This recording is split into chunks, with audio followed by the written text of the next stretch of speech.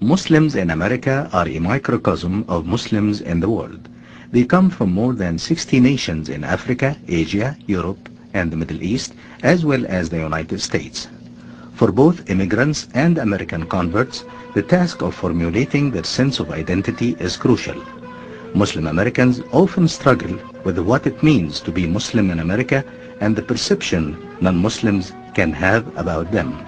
I don't really know a lot about Muslims. I can't claim to know a lot about. I don't really know what they believe or the tenets of their religion. Yeah, I'm a little scared of it, to be honest with you. It brings a little bit of fear to me after being here September 11th and watching the plane go in. To a certain extent, again, it's a little seems like an aggressive culture. Reporter Sally Quinn, a symposium panelist, admits that she has heard many such misconceptions about Islam in America. I began to see how difficult it is to be a Muslim in this world, and particularly to be a Muslim in the United States, because I know that what we see in the papers and the actions of a few do not represent the tenets of the Muslim faith. There are still a lot of negative perceptions there. Quinn says these perceptions are formed because most Americans know very little about Islam. But Hadia Mubarak, a senior researcher at Georgetown Center for Muslim-Christian Understanding and the president of the National Muslim Student Association, offers another explanation.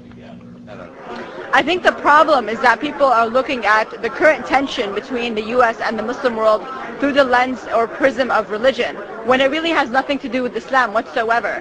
Mubarak argues that certain political, socio-economic and historical grievances in much of the Muslim world are what really fuel anti-Americanism.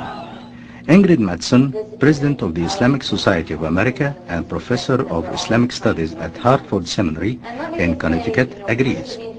She adds that the sensational media coverage that dwells on Muslim violence fuels anti-Muslim sentiment in the West. The media needs to represent Muslims better, to clarify the reality of the position that those people who are extreme, who are doing acts of violence, are marginal.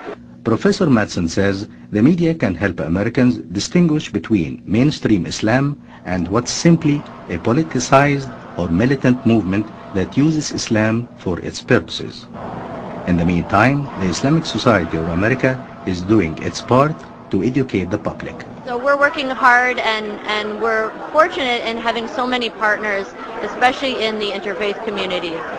Christian organizations, Jewish organizations, interfaith organizations who want to help us by educating their members to understand Muslims and Islam and not be intolerant towards us. Muslim American businessmen also launched Bridge TV, a 24-hour cable channel to explain Islam and educate the public about their Muslim neighbors. Imam Yahya Hindi, the Muslim chaplain at Georgetown University, says that American Muslims should also assert themselves as an integral part of the American society. We are here to stay. There are 7 million Muslim Americans, and this is our country. So for me, what does it mean to be Muslim American is to be loyal to our country, America, to our value as America, but also be loyal to our values as Islam. Hadia Mubarak says, with more understanding of what Islam is all about, the American public will be more comfortable with Muslim Americans. There's nothing about Islam that makes it incompatible with Western democracy or Western values of human rights and gender equity and all the things that we value as Americans. Salman Ahmed is a Pakistani-American rock musician. He says that Muslim Americans can use Islamic art, poetry, and music as a cultural bridge to humanize their identity.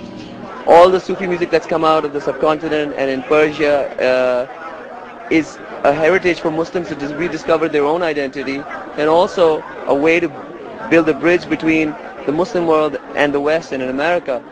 He says modern music can be a vehicle for bridging the ancient gap between Islam and the West.